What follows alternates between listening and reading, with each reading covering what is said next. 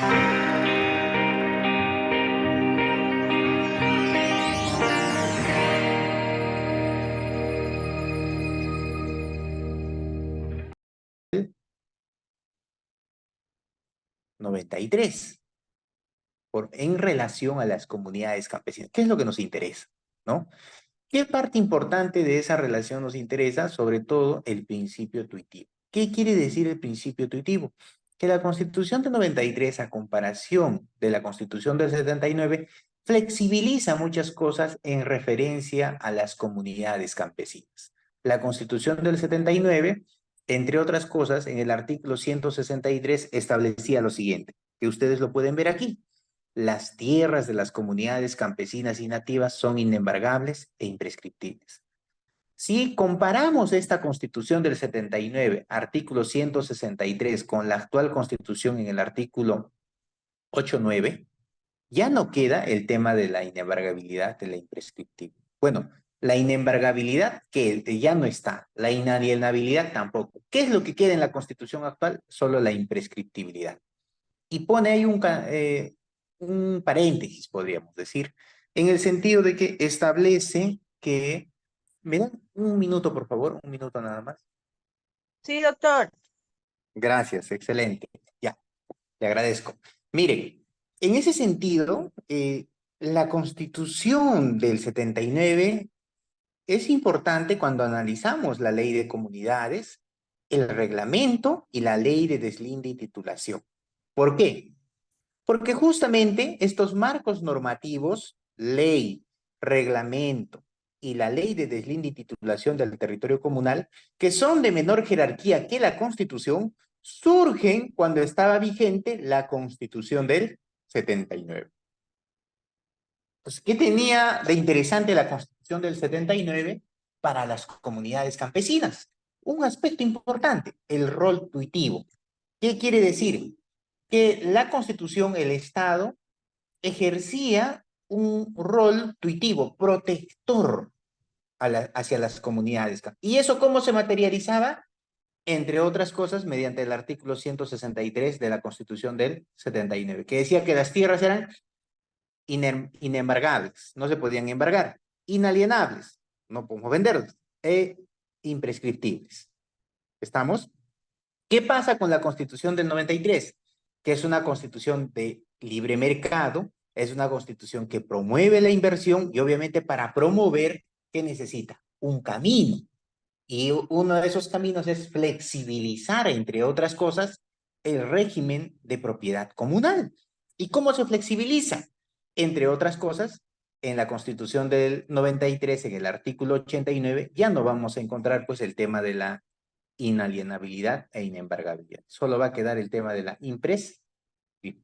Y todo lo demás se va a regular a nivel del Código Civil, ¿no? Que ahí sí se va a establecer todos estos candados, podríamos decirlo así, en favor del territorio de las comunidades campesinas. Ahora bien, no solo eso, cuando se promulga la Constitución del 93, entra en vigencia, obviamente esta Constitución entra en contradicción con la ley de comunidades, su reglamento y también con la ley de titulación, toda vez que estas constituciones terminaron o fueron promulgadas cuando estaba vigente otro marco constitucional. Entonces, ¿qué necesitaban? Derogarla, pero no lo pudieron hacer porque obviamente pues había también todo un tema de ¿no? Había todo un tema en referencia a que justamente esta Constitución del 93 necesitaba un marco legal acorde a la orientación, a los principios de la Constitución del 93. Entonces, como no la pueden derogar también, lo que hacen es crean otros marcos normativos paralelos. ¿Cuáles son esos marcos normativos paralelos? La 26505, la ley de la promoción de la inversión privada en comunidades campesinas, ¿no? De los Andes y también las nativas. Y la 26845, que es la ley de la promoción de la inversión privada en comunidades campesinas de la costa. Ahora vamos a ver cómo estos marcos normativos afectaron grandemente, sobre todo el territorio de las comunidades campesinas, pero, entre otras cosas, promovieron o hubo sectores que sí se aprovecharon bastante bien, sobre todo de este marco normativo que les permitió, entre otras cosas, desarrollar sobre todo inversión, ¿no? Tanto en la costa, inversiones agroexportadoras, y en los Andes, inversiones, ya sabemos de qué naturaleza, ¿no? Minería, hidroeléctrica, líneas de transmisión, hidrocarburos en la selva, etcétera. Va a ser a partir de ese marco normativo. ¿Hasta ahí alguna consulta, alguna duda, por favor? ¿Me pueden comentar? Ya. Entonces, miren acá, artículo 163. Las tierras de las comunidades campesinas y nativas son inembargables e imprescriptibles. También son inalienables, ¿no? Salvo ley fundada en el interés de la comunidad y solicitada por una mayoría de los 2/3 de los miembros calificados de esta, es decir, siempre y cuando se solicite, ¿no? Pero con ciertos presupuestos o en caso de expropiación por necesidad de utilidad pública, en ambos casos con pago previo de dinero. Entonces, no quiere decir que no se pueda disponer la propiedad comunal. Sí se puede disponer, ¿no? Tanto en este artículo 163, que es tal cual lo que está en la Ley de Comunidades Campesinas en su artículo 7, pero con ciertos supuestos. ¿Cuáles son esos requisitos o candados, por así llamarlo? Convocatoria única y expresa, ley fundada en el interés, ¿no? Y aprobación de 2/3 de comuneros calificados van a ser, entre otras cosas, los requisitos justamente para poder decidir, disponer la propiedad comunal. Entonces, ahí tenemos que hacernos la siguiente pregunta. ¿Es lo mismo vender propiedad comunal que propiedad privada? ¿Cómo se valoriza la propiedad comunal? Normalmente para proyectos extractivos pues no se vende en pequeñas cantidades. Estamos hablando de 1,000, 2,000, hasta más hectáreas que se pueden vender, disponer o también se pueden dar en usufructo, arrendamiento, cesión de uso, ¿no? Distintos mecanismos. La pregunta ¿es lo mismo? ¿Cuál es el valor de esas tierras comunales frente a esos escenarios? ¿Y qué es lo que se recomienda? Bueno, la idea es que el día de hoy podamos desarrollar un poquito desde la experiencia y también desde un poco desde las fuentes doctrinarias y también jurisprudenciales el desarrollo de esas inquietudes que hemos planteado en esta primera parte. ¿Estamos? En consecuencia, ¿qué es una comunidad campesina? ¿No? Desde el punto de vista normativo, ¿no? Una comunidad campesina surge de 3 elementos. Territorio, construido como colectivo a lo largo de la historia, una población que se identifica como colectivo ¿no? y con el territorio, y un proceso de reconocimiento en el que este grupo se es reconocido como tal por los vecinos, por el Estado y por otros agentes. Se reconoce como comunidades campesinas especialmente a los grupos de costa y sierra, incluso algunos en ceja de ser. Entonces, acá vamos a encontrar 3 elementos importantes al momento de definir o caracterizar a las comunidades campesinas. Dentro de esos 3 elementos, creo que el de vital importancia, el eje central es el territorio, ¿no? El territorio entendido pues como una construcción social, política y económica, ¿no? A lo largo de la historia. Entonces cumple un papel importante el territorio. Una comunidad campesina sin su territorio no habría razón de ser, ¿no? Termina siendo un elemento central, consustancial para la vida, la supervivencia, no solo de la generación, sino de sus futuras generaciones de una comunidad campesina. En consecuencia, disponer el territorio, disponer sus tierras implicaría pues poner en peligro la supervivencia o la existencia. Ahora, aquí hago un punto y aparte. Ojo con esto, acá habla de territorio. Si bien es cierto, la ley de comunidades habla de territorio, de tierras, pero no precisa. ¿Quién lo precisa? El convenio 169 de la OIT.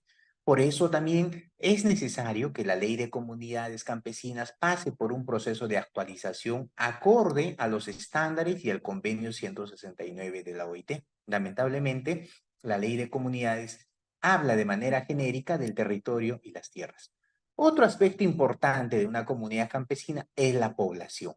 esa población que está dentro del territorio tiene vínculos, ha construido vínculos sociales, históricos, religiosos a lo largo de su historia. Entonces, hay un patrón de identificación, ¿no? Con su identidad como pueblo, como comunidad, identidad individual, pero también identidad colectiva. ¿Estamos? Y el otro proceso ya es un proceso de reconocimiento como comunidad, por los vecinos, por terceros, por el mismo Estado, ¿no? Entre otros. Entonces vamos a ver también que se habla de comunidades campesinas y nativas recién a partir del contexto de la reforma agraria. Es decir, el gobierno militar de Velasco va a cambiar de nombre, de denominación. Antes eran llamadas comunidades indígenas, ¿no? En 1920, por primera vez, la Constitución de Leguía le va a reconocer su existencia legal, su personería jurídica y su derecho a la propiedad, ¿no? Y vamos a ver que esa, esa denominación, esa caracterización que le habían hecho como comunidad indígena va a ser cambiada con el gobierno militar por comunidades campesinas y comunidades nativas. A razón de que se cambia, ustedes ya conocen el gran proceso de expansión de un tipo de propiedad que surgió en nuestro país, que fueron las haciendas, y que mucho daño le hicieron a las comunidades campesinas. Entre otras cosas, había un régimen colonial, semifeudal, hacendados o haciendas que habían absorbido comunidades campesinas y había un régimen pues bastante abusivo, ¿no? Y aparte el tema de la discriminación que era pues avasallador, ¿no? No solo desde de una sociedad dominante de influencia eurocentrista, sino también desde el Estado. Todo eso va a hacer pues que el gobierno militar les cambie de denominación, les cambie de nombre, ¿no? Ahora llamadas comunidades campesinas. Pero también va a dar pie eso en estos tiempos actuales, cuando se empieza a reconocer los derechos de estas comunidades campesinas como pueblos originarios, ciertos sectores van a dudar de la existencia. No, las comunidades campesinas no son originarias, no son descendientes, ¿no? Van a empezar a dudar, pero en el fondo lo que no quieren hacer es reconocer los derechos colectivos, ¿no? Entonces acá me dicen, ¿la posesión del territorio comunal es de la comunidad o es del comunero de su parcela? A ver, a la comunidad se le reconoce un derecho de propiedad y un derecho de posesión, ¿no? ¿Puede defender el comunero su posesión o lo hará la comunidad a través de la presidenta? ¿Cuál es la base legal? Bueno, acá hay dos cosas que hay que entender, ¿no? Primero, el propietario es la comunidad. El posesionario tiene el derecho al uso y al disfrute, ¿no? Entonces, tiene ese derecho. Si alguien se lo quiere quitar, puede ejercer acciones de defensa de la posesión como posesionario y la comunidad puede ejercer mecanismos de defensa de derecho de la propiedad, ¿no? ¿Por qué? Porque es propietario, pero también es posesionario. Son organizaciones de interés público. ¿Qué implica que sean organizaciones de interés público? Es decir, son de relevancia para el Estado, ¿no? Son de importancia para el Estado, reconocidas por el Estado como instituciones democráticas fundamentales y que pasan por procesos de transformación y cambio constante. Las comunidades, siempre que han tenido tensiones alrededor de ellas, tensiones básicas alrededor de los intereses de las familias, de los colectivos, dependiendo de las condiciones, tensiones entre grupos de interés dentro de la comunidad, agricultores, ganaderos o comerciantes y agricultores católicos y evangélicos modernos, etcétera. Es decir, como toda sociedad, también las comunidades están en constante cambio. Hay una característica importante de las sociedades y dentro de ellas de las comunidades campesinas. Nada es estático, todo está cambiando, ¿no? Entonces, aquel que quiere encontrar una comunidad originaria tal cual era hace 500 años o 200, 300, es imposible, ¿no? Sin embargo, las comunidades campesinas mantienen ciertos rasgos culturales, ¿no? También rasgos de naturaleza económica, política, cultural, que nos permiten justamente acercarnos o determinar que son descendientes de pueblos originarios. ¿Cuáles son esos rasgos, por ejemplo? Un rasgo de naturaleza cultural, por ejemplo, es el idioma quechua.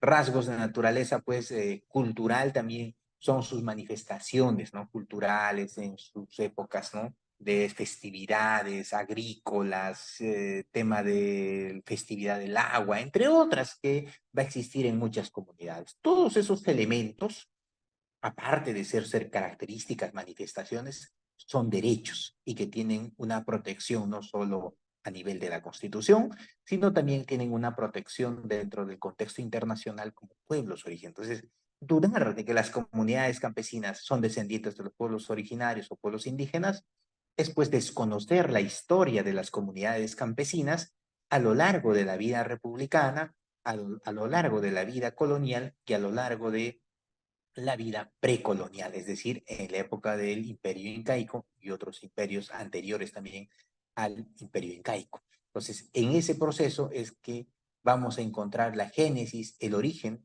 de los actuales descendientes de los pueblos originarios del Perú, que son las comunidades campesinas nativas y también ribereñas. Algunas mantienen en mayor grado sus manifestaciones culturales, otras en menor grado. Y eso será materia de discusión de un tema ya de política, de programas, de planes, ¿no? ¿Qué ha sucedido en el país al respecto? ¿No? ¿Por qué no se ha fortalecido eso? ¿Estamos? Entonces, además, la definición de lo que es un recurso comunal ha cambiado. Los recursos comunales ya no son el territorio, sino los usos, ya sean agrícolas, ganaderos, hídricos, etcétera, ¿no? Mineros que se hacen en él. Finalmente, el gobierno comunal es más complejo. Tiene que ver con formas de autogobierno y nuevas instituciones. ¿Estamos? Ya. Donaciano. Ahí me dice, ¿quién reconoce a una comunidad campesina como, como una originaria en el Perú? En principio, el Estado no tiene esa capacidad. ¿Quién reconoce? Yo me auto. Lo más importante es que yo me autoidentifique, me autorreconozca, me autoperciba como descendiente de pueblo originario. ¿Estamos? Sin embargo, el Ministerio de Cultura, que es un ministerio, una entidad del Estado, se encarga o se ha encargado desde el 2011 de crear una base de datos para identificar, caracterizar a distintas comunidades campesinas, nativas y ribereñas como pueblos originarios. Y ha ido trabajando en ese sentido. Pero tengo entendido que hay casi como 4.000, 5.000 ya comunidades campesinas en esa base de datos identificadas, caracterizadas como pueblos originarios. ¿Estamos?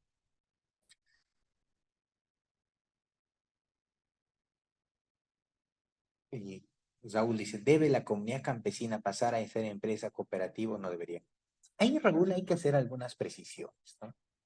En el contexto de la reforma agraria, se pretendió reducir a las comunidades campesinas como comunidades agrarias o como cooperativas, y no es así, ¿no? Porque también el gobierno militar no tenía un plan, no había un proyecto para las comunidades.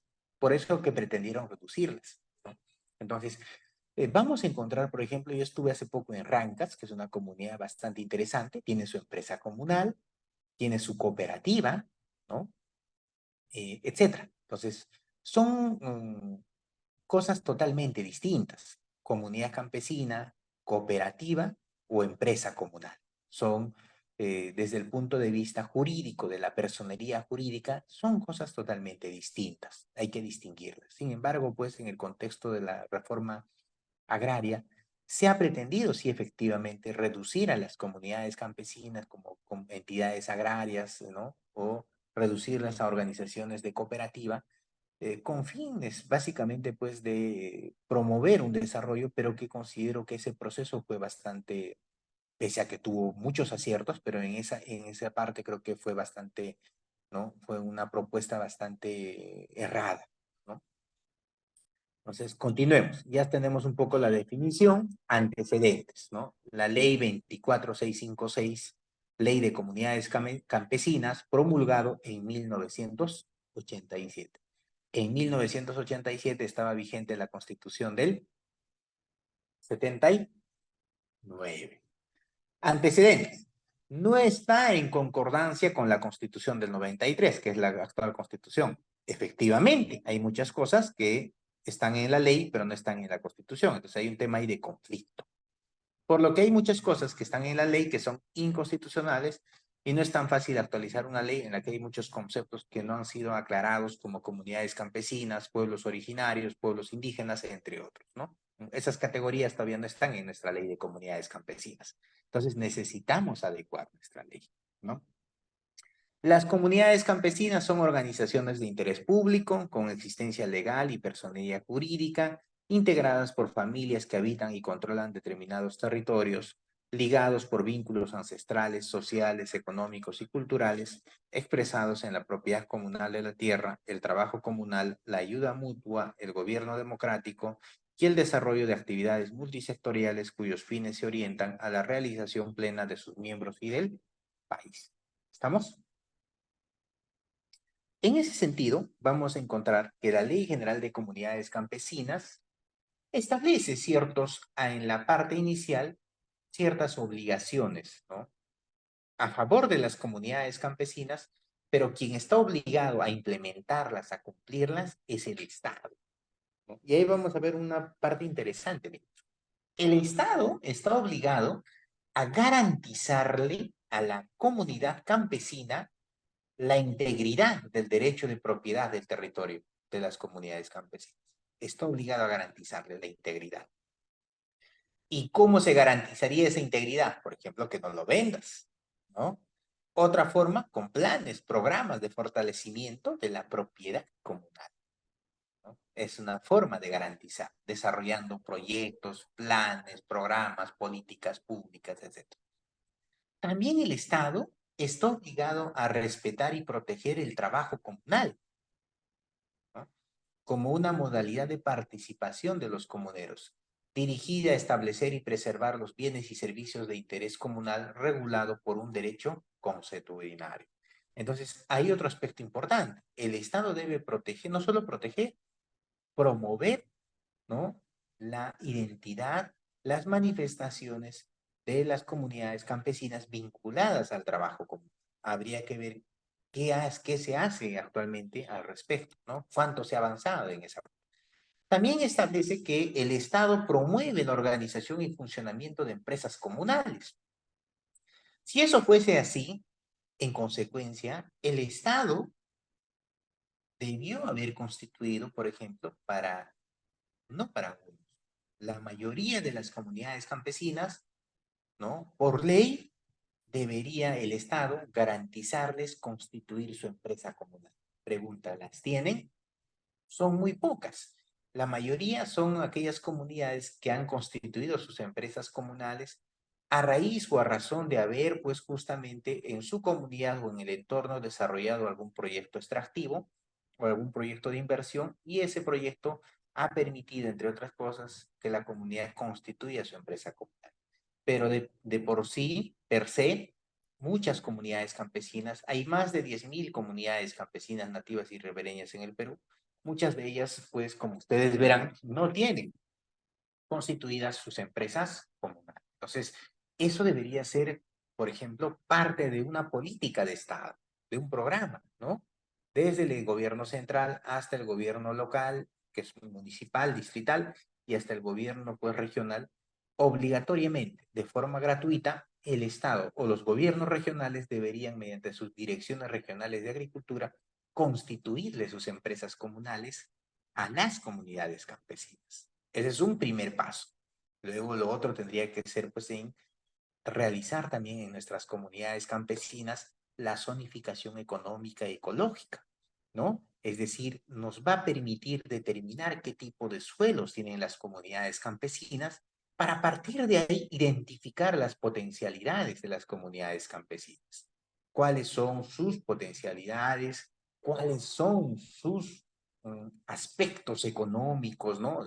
A nivel del territorio que pueden desarrollar y tener una ventaja comparativa en referencia a otras comunidades para desarrollar cualquier actividad empresarial, no solo de naturaleza agraria, sino de otra naturaleza también. Pero eso todavía, pues, adolece y falta en muchas comunidades campesinas, y no solo en comunidades campesinas. Entonces, es importante que las comunidades o el Estado garantice la constitución de sus empresas comunales, pero sin ningún costo a cambio. Debería ser gratuito.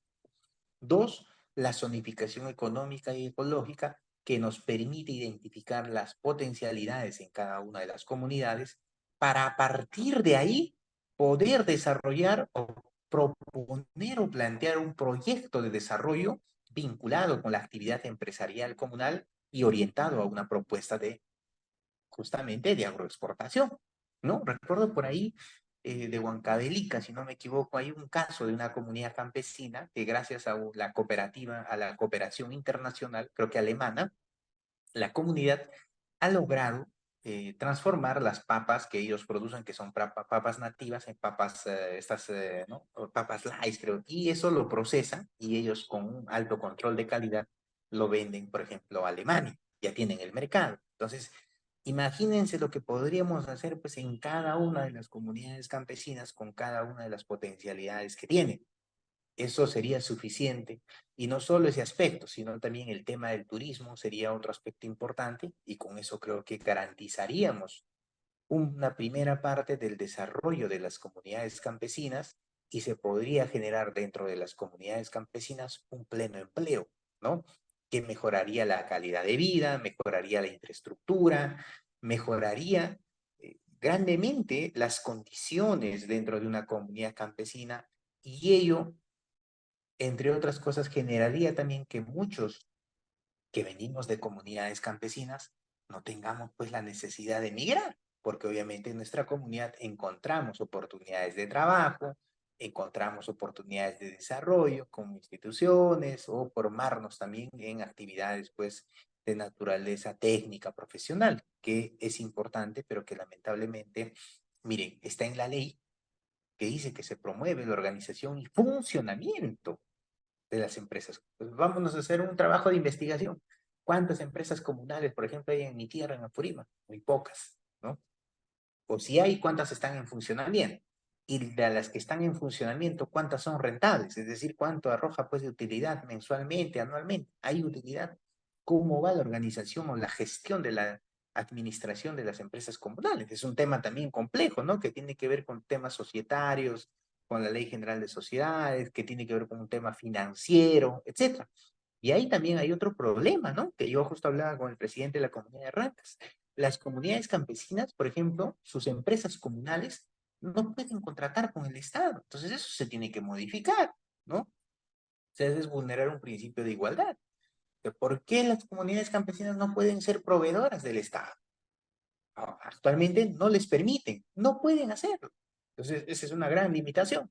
Por ejemplo, la comunidad de Rancas ya produce zapatos, tiene una empresa de zapatos, y ellos quieren proveer al gobierno regional, pero no les permiten porque están prohibidos de contratar con el Estado. Entonces, esas cosas se tienen que superar, se tienen que plantear cosas concretas desde las comunidades a fin de que ese aspecto también pueda ser rápidamente superado y que las comunidades puedan contratar, las comunidades puedan ejecutar.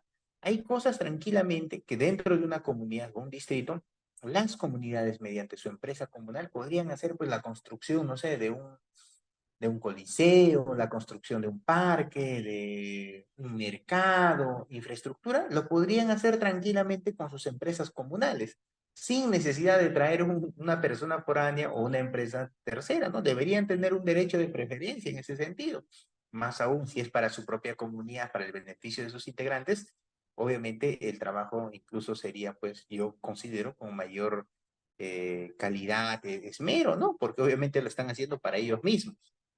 Entonces, ese aspecto falta, ¿no? Obviamente, ¿de qué depende eso? De un tema concreto, decisión política, ¿no? Pero como les digo, ¿qué gobierno en la historia, qué gobierno en la vida republicana ha tenido una propuesta para las comunidades campesinas? Ninguna. No hay un gobierno que haya planteado una propuesta de gobierno tomando en cuenta a las comunidades campesinas. No ha existido en la vida republicana, ¿no? Claro, ese es el tema, ¿no? El tema, obviamente todo eso pasa por un tema político, de decisión.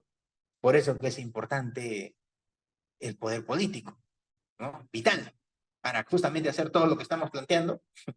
No lo podemos hacer mientras no tengamos capacidad de decidir por los demás. Y eso implica eh, tener capacidad de representación, ¿no? Es decir, ya sea a nivel local, regional o nacional. Sin eso no se podría hacer, ¿no? Claro, efectivamente, el tema de la Junta Nacional de Justicia, de qué manera afectaría a las comunidades campesinas. Bueno, a todos en general, ¿no? Nos afecta este tema. Hay un tema ahí bastante, ¿no? Grave que se está impulsando desde el Congreso. Pero sin embargo, por ejemplo, a todas estas instituciones lo que les falta es un enfoque intercultural. La Junta Nacional de Justicia también debería tener un porcentaje de representación de pueblos originarios. Debería estar ahí, en el Congreso también, en todos los sectores, ¿no? Entonces todavía no llegamos a esa etapa. Eso va a pasar pues cuando las comunidades campesinas se organicen, ¿no? Entonces, otro aspecto importante es respeta y protege los usos, costumbres, tradiciones de la comunidad, propicia el desarrollo de su identidad, ¿no? Entonces, la pregunta es, yo les pregunto a muchos de ustedes, ¿de qué manera actualmente, a nivel de educación, por ejemplo, se viene desarrollando en los colegios o en las escuelas el desarrollo de su identidad dentro de una comunidad campesina? Las políticas interculturales en materia de educación, yo considero que son un saludo a la bandera, ¿no?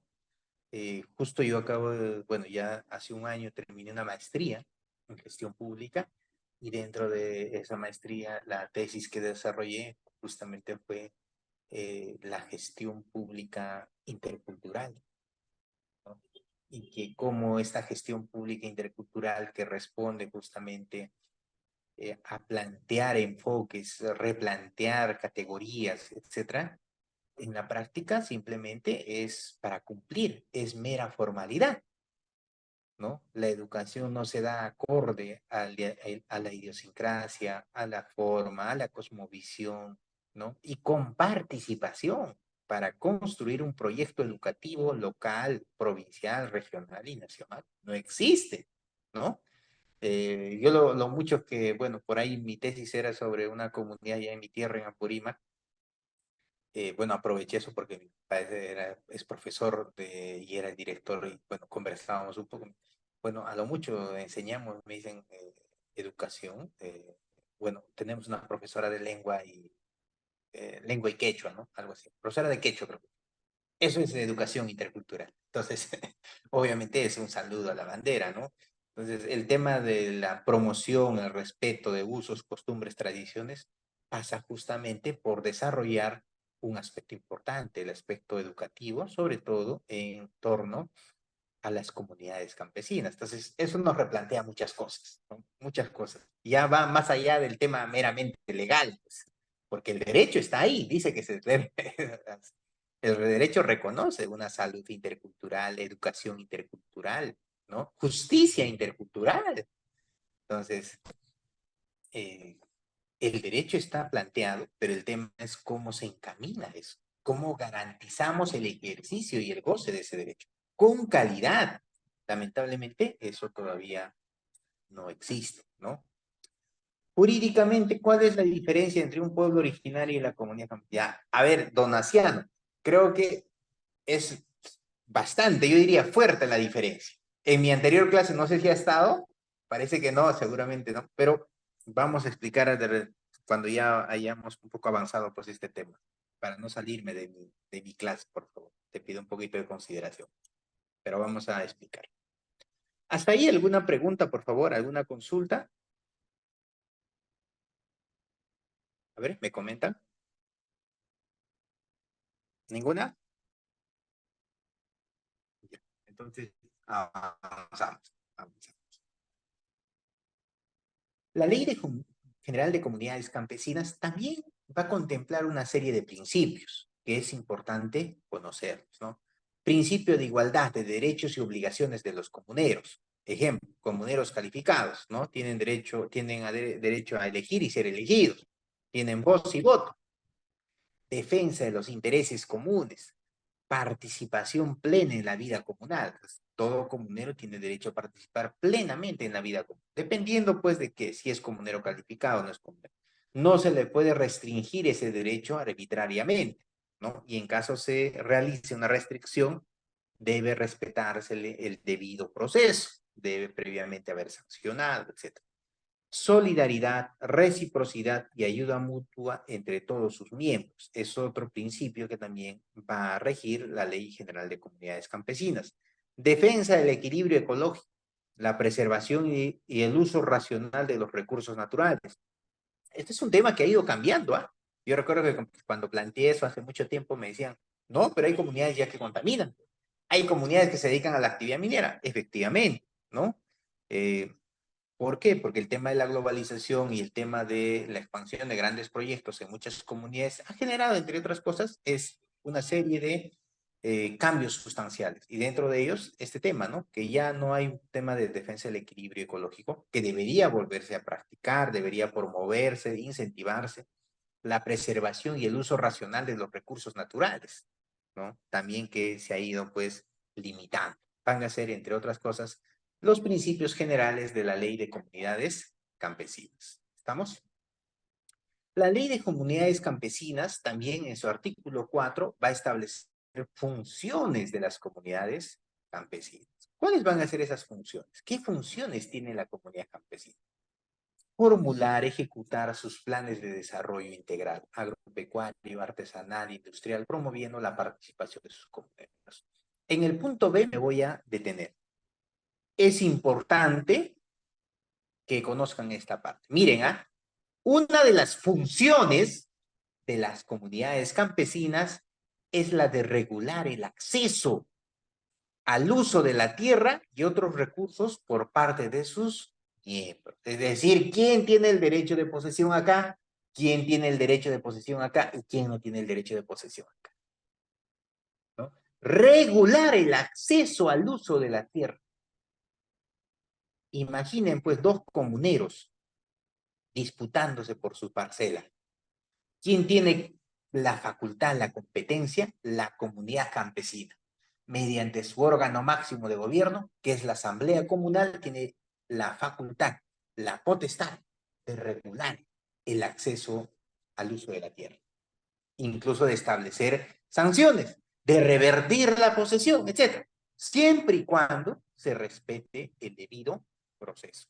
Pero ¿qué sucede en una comunidad campesina? Alguien no está de acuerdo, va a la fiscalía.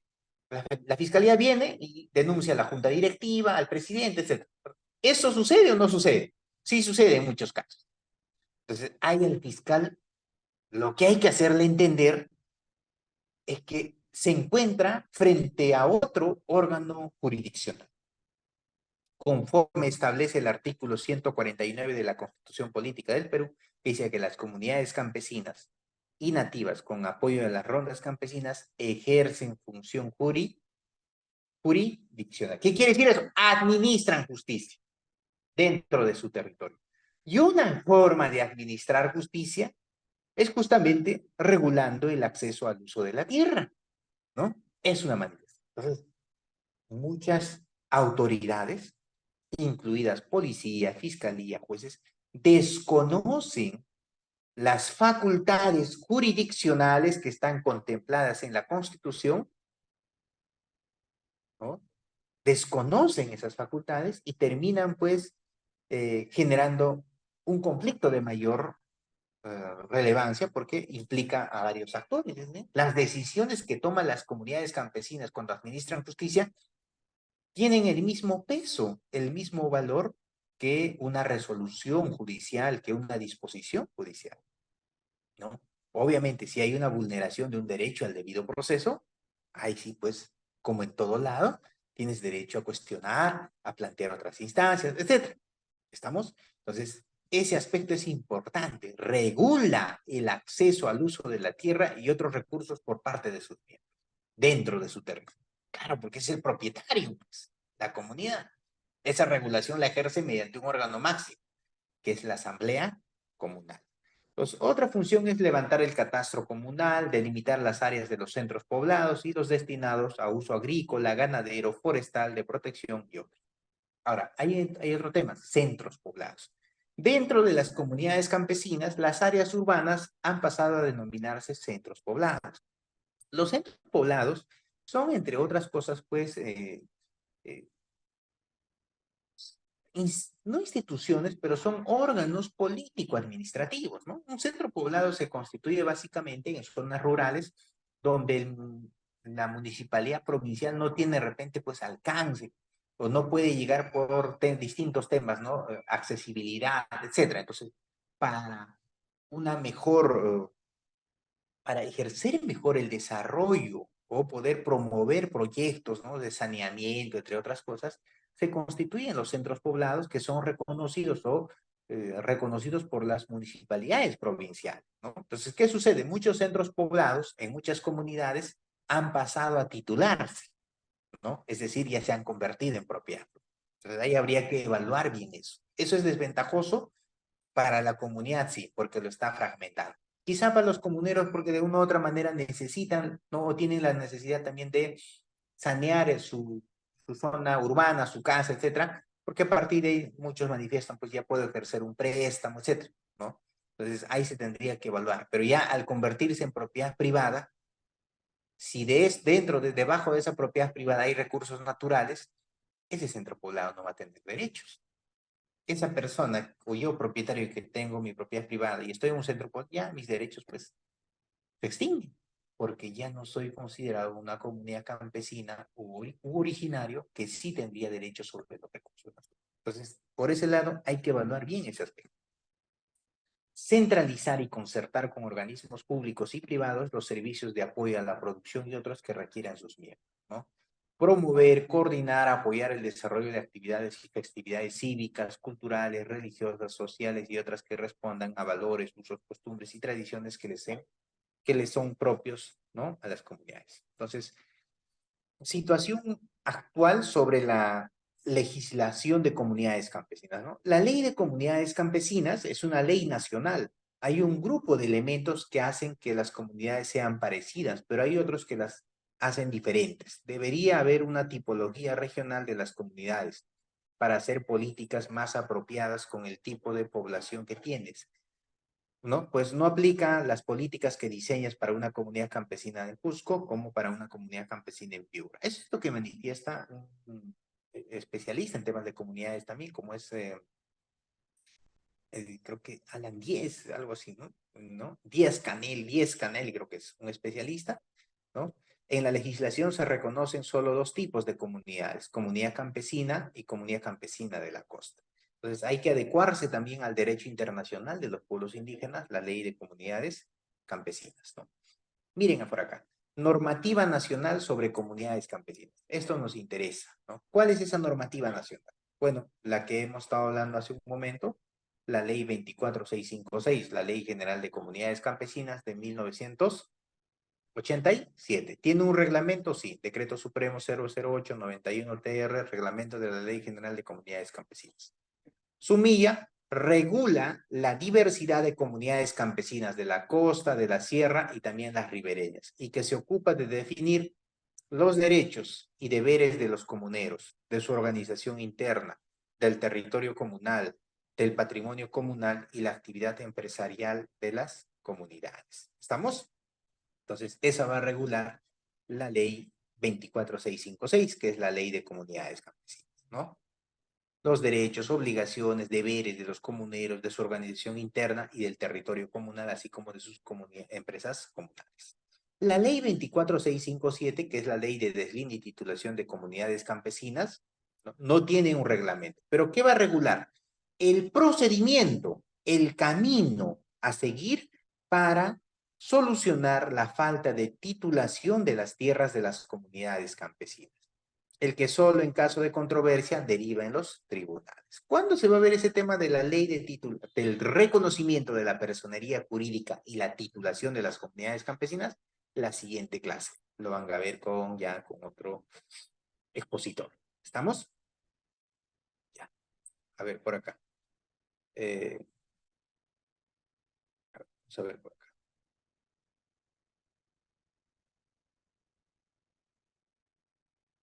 Ese es el decreto supremo nada más de aquella época. No te hagas problema. Miren, norma. Continuamos con ¿no? Con los demás marcos. La ley 26505, ley de la inversión privada en el desarrollo de las actividades económicas en las tierras del territorio nacional y de las comunidades campesinas y nativas. ¿De cuándo es esta ley? De 1995. Tiene un decreto supremo 01796 AG, un reglamento del artículo 7 de la ley 26505 referido a la servidumbre sobre tierras para el ejercicio de actividades mineras o hidrocarburos. Entonces, esta ley ya surge cuando está vigente la Constitución del 93. y tiene un decreto supremo 01797, el reglamento de la ley 26505, referida a la inversión privada en el desarrollo de las actividades económicas en tierras del territorio nacional y de las comunidades campesinas y nativas. Humilla, dotan de seguridad a los propietarios agrícolas, regulando una forma muy particular de abandono de tierras, restringiendo las posibilidades de expropiación y estableciendo la servidumbre minera en caso de inicio de actividades de exploración y explotación. Entonces, van a ver cómo esta ley flexibiliza la propiedad comunal, pero va a dotar a los comuneros posesionarios, ¿no?, de una serie de derechos también, ¿no? Y también va a promover pues la inversión minera, ¿no? Luego viene la ley 26845, ley de comunidades campesinas de la costa, ley de la promoción de la inversión privada, mucho más flexible, ¿no? Mira, facilita el acceso a la propiedad privada de tierras a sus comuneros. Eso es donde pasa en las comunidades campesinas. Pero también de no comuneros. Es decir, tanto comunero posesionario como comunero no posesionario, no, perdón, como posesionario que no es comunero, puede convertirse en propietario, según la ley 26845. Eso es para las comunidades campesinas de la costa, aquellas que van de 0 metros hasta los 2000 metros.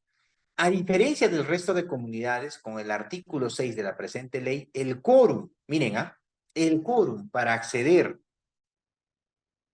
al título de propiedad personal se da con el voto favorable de la mitad de la asamblea, es decir, 50% más uno nada más para ser propietario. Y no de los 2/3 que se requería previamente. Entonces lo han flexibilizado. Obviamente ese marco normativo es muy perjudicial, ¿no? Y aquí está ya el comparativo, ¿no? Vamos a analizar acá. La ley 24656, Ley General de Comunidades Campesinas, 14 de abril de 1900. Decreto Supremo 097-TR, reglamento de la Ley General de Comunidades Campesinas, ¿no? 1991. Esta ley entra en vigencia antes que la Constitución del 93. Es consecuente con la Constitución del 79.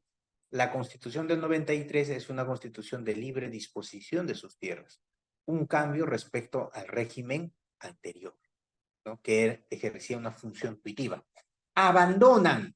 ¿Quién abandona? El Estado, el carácter tuitivo del Estado, carácter de proteger a las comunidades campesinas del Estado, que amparaba la protección de las comunidades y de sus tierras, transitando hacia un régimen flexible que promueve su libre disposición. Artículo 7 de la Ley General de Comunidades Campesinas, solo era posible la venta de las tierras comunales de forma excepcional, quórum de aprobación de 2/3 de comuneros calificados, convocatoria expresa y única, y deberá ser aprobada por ley fundada en el interés de la comunidad. Incluso esa parte es la han volado. Entonces vamos a ver que actualmente la mayoría de las comunidades utilizan este artículo cuando van a disponer, disponer, vender, donar, dar en arrendamiento, cesión de uso, servidumbre, etcétera, ¿no? Se amparan en este marco normativo. Pero miren, como no el gobierno del 93 no pudo dejar sin efecto esta ley de comunidades, crea una ley paralela. Ley 26505, Ley de la Inversión Privada en el Desarrollo de las Comunidades Campesinas, ¿no?, y Nativas. En el nuevo contexto de la Constitución del 93 entra esta ley. Se emite la presente Ley 26505, cuyos artículos 10 y 11 desplazan las exigencias del artículo 7, o sea, de esto, lo desplaza, ¿no? Pero ambos están vigentes. Y miren lo mucho peor, miren, artículo 2 de la ley 26. El régimen jurídico de las tierras agrícolas se rige por el Código Civil y la presente ley. Entonces, ¿se puede utilizar el Código Civil para regular las tierras de las comunidades campesinas? Considero que no, vamos a explicarlo. Entonces, esta norma busca adecuarse